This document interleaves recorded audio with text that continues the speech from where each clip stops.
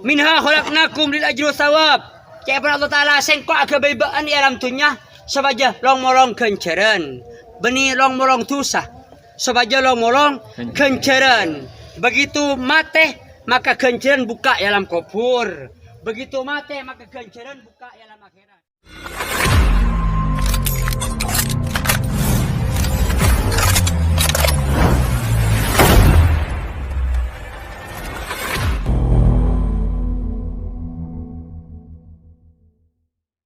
Wa fiha nu'idukum ban katana ibabali boleh ban setiap orang bukan boleh katana kabai di tanah ibabali katana tretan astro mungkin ibabali katana wa minha nukhrijukum taratan akhra kulaku ibabali boleh di tanah kulaku ibabali boleh dari tanah keluar di tanah di kubur ke kaki odik boleh ratin boleh gedung boleh menuju ke akhirat.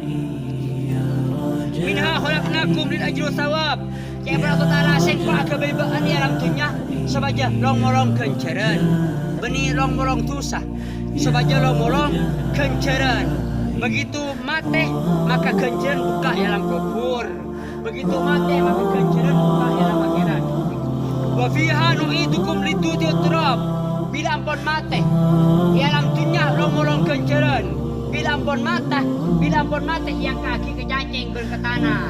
Bekali ke cacing, bekali ke tanah. Ada atur ya magaya di dunia. Ternyata bila mati yang kaki kecacing ke tanah.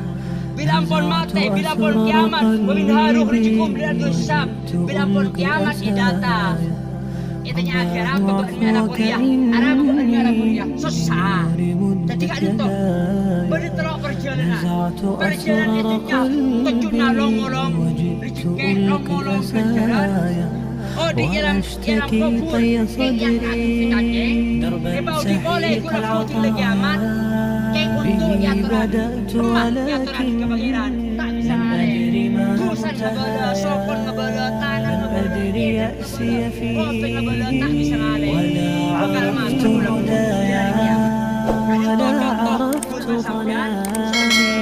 ولا عرفت ضحاها ولا لغيرك دواها يا رب يوم النداء يا